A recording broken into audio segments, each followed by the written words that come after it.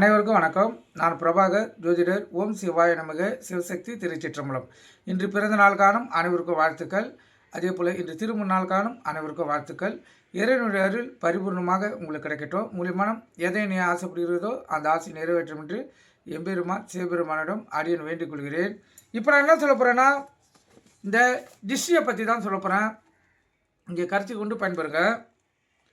இப்போ டிஷ்ஷியை பார்த்தீங்கன்னா, கல்லடி பட்டாலும் கண்ணடி படக்கூடாது என்பது பழமொழி. அந்த கண்ணடி தான் டிஷ்டி எனப்படுகிறது.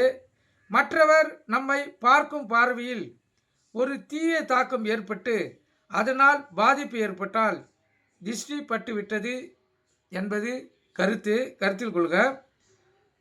கண்ணேறு என்பது டிஷ்டியின் தூய தமிழ் பெயர். பிறருடைய பார்வை மட்டும் அல்ல, நம்மோடு பார்வையை கூட சில சமயம் பாதிப்புகளை ஏற்படுத்தலாம். அந்த வகையில் டிஷ்டி சுற்றி போடுவது எப்படி என்பதை பற்றி இப்போ சிறு விளக்கம் சொல்கிறேன். கருத்தில் கொண்டு நீங்கள் பயன்பெறுங்க. டிஷ்டி சுற்றி போடுவது எப்படி என்பதை இப்போ பார்ப்போம்.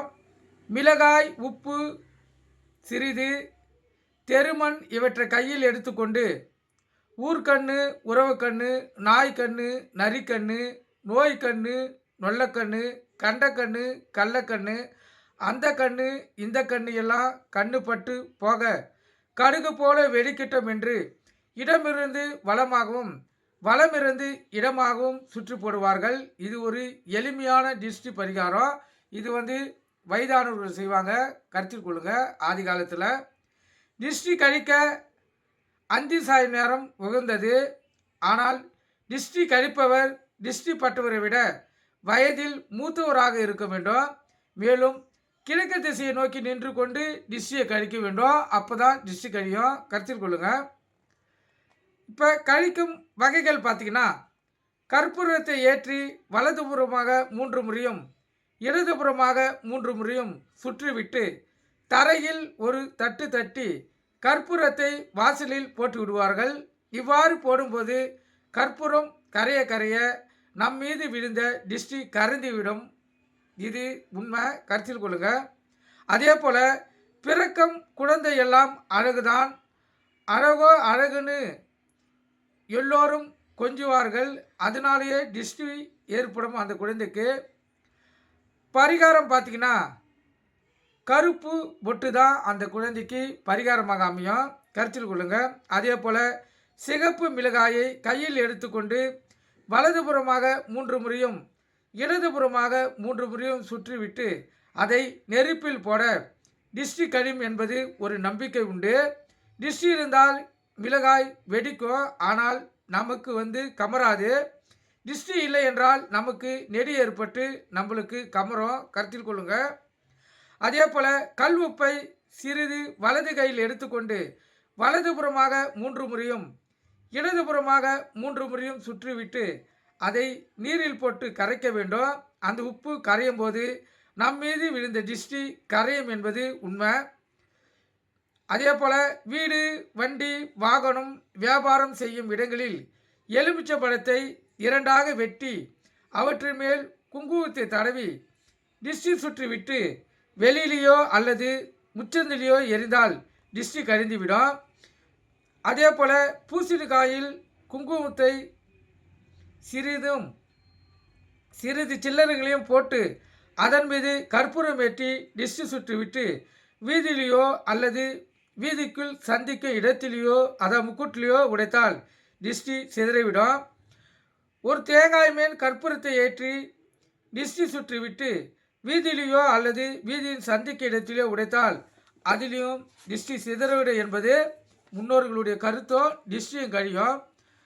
இப்போ டிஷ்டி கழிக்கும் வகைமுறைகள் சிலவற்றை சொல்கிற கருத்தில் கொண்டு நீங்கள் பயன்பெறுங்க. கற்பூரம் ஏற்றுதல். தரையில் ஒரு தட்டு தட்டி விட்டு கற்பூரத்தை வாசலில் போட்டு விடுவோம். கற்பூரம் கரைய கரைய நம் மீது விழுந்த டிஷ்டியும் கரையும். இது கற்பூரத்தில் கழிக்கக்கூடியது. அதே போல் மிளகாய் சுற்று போடுதல். சிகப்பு மிளகாயை கையில் எடுத்துக்கொண்டு வலதுபுறமாக 3 முறையும் இடதுபுறமாக 3 முறையும் சுற்றிவிட்டு அதை நெருப்பில் போட்டால் டிஷ்டி கழியும். உப்பு சுற்றுதல்.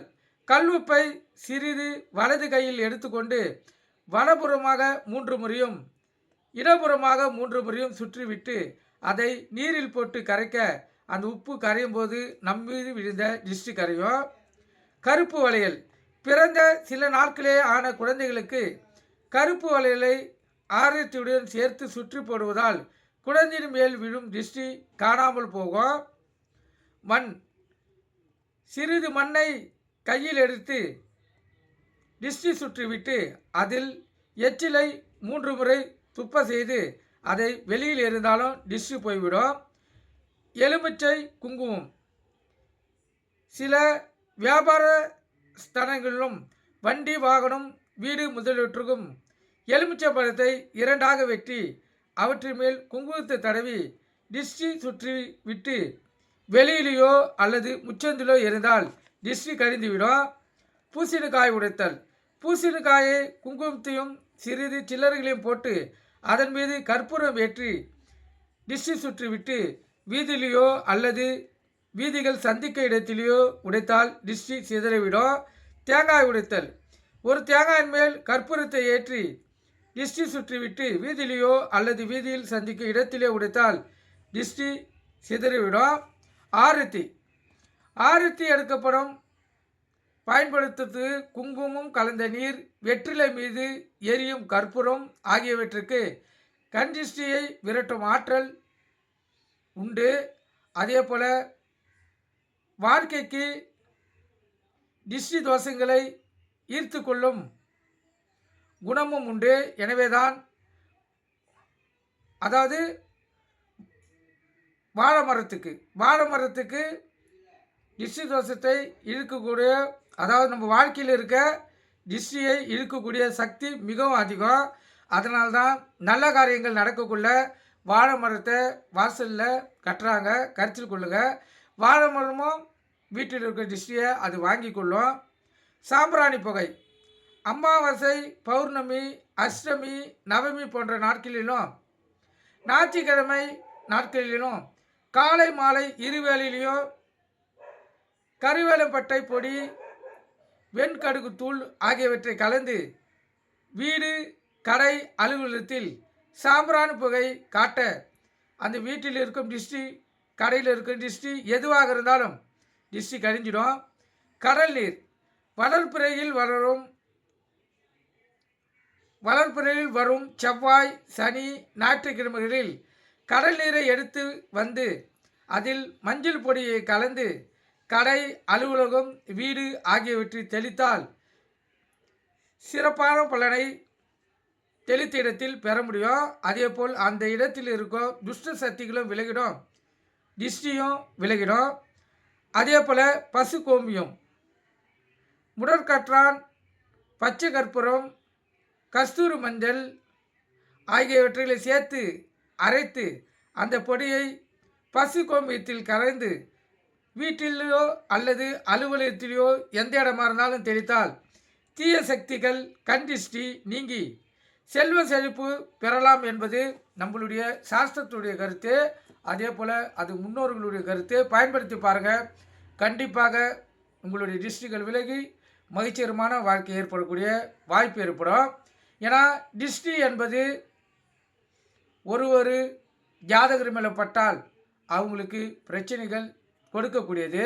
குறிப்பாக சிறு பிள்ளைகள், குழந்தைகள், இரட்டை பிறவிகளாக இருந்தாங்கன்னா அவங்களுக்கு தாய் தந்தையர்கள் அழகுக்காக இருவருக்கும் ஒரே கலரில் உள்ள ஒரே ஆடையை வாங்கி கொடுத்துருவாங்க.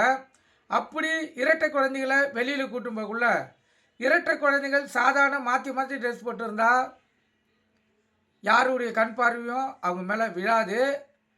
நம்மளுடைய மகிழ்ச்சிக்காக இருவருக்கும் ஒரே ஆடை எடுத்து கொடுத்ததால் பார்க்காத கண்ணும் அந்த குழந்தைங்களை பார்க்க தோணும்.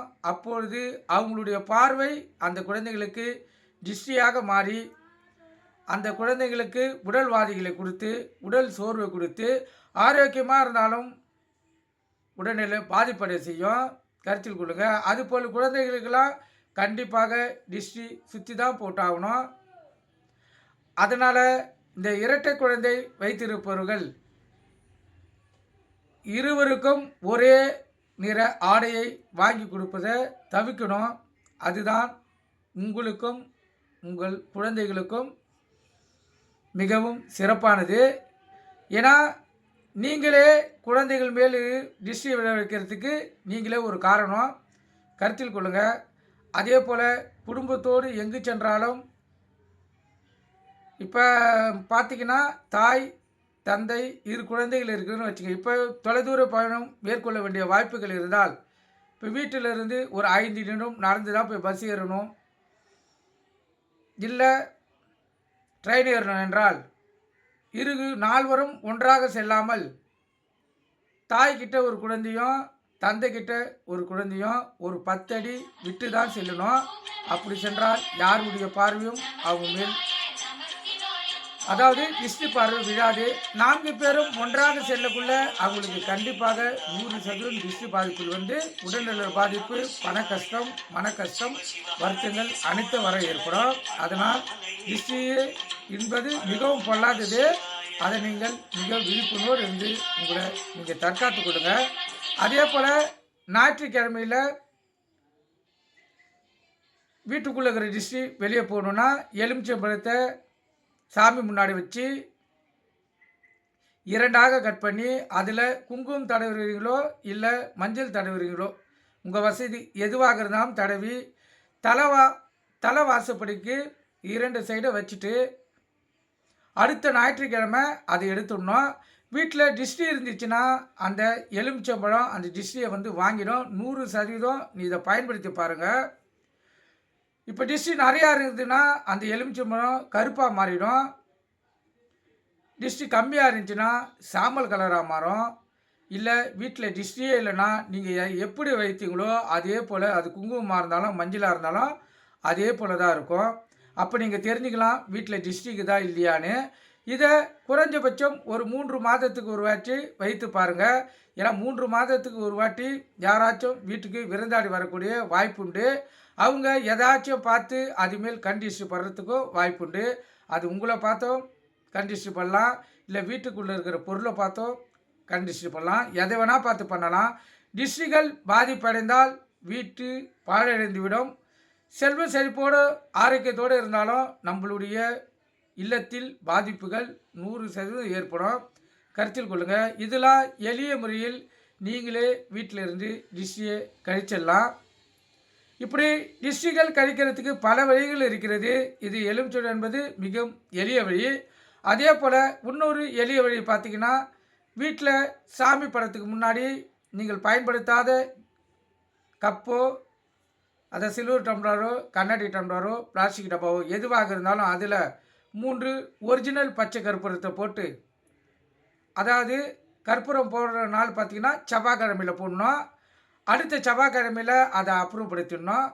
செவ்வாய்க்கிழமையில் 3 பச்சை கற்பூரத்தை போட்டு வீட்டில் காலையில் வாசல் தெளிக்கக்குள்ள இந்த பச்சை கற்பூரம் போட்ட தண்ணியை சிறிதளவு கலந்து வாசலில் தெளித்து கோலம் போட்டிங்கன்னா வீட்டில் இருக்கிற திருஷ்டி அந்த பச்சை கற்பூரம் வாங்கி வெளியே தள்ளிடும். வீடும் உள்ளமும் ஆரோக்கியமாக இருக்கும்.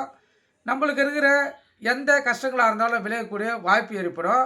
அதே போல் செவ்வாய்க்கிழமை நின்று வரக்குள்ள அதை மொத்தமாக எடுத்து அதை வெளியில் கொட்டிட்டு மீண்டும் தண்ணி பிடித்து அதில் 3 பச்சை கற்பூரத்தை திருப்பி போட்டு வைக்கணும்.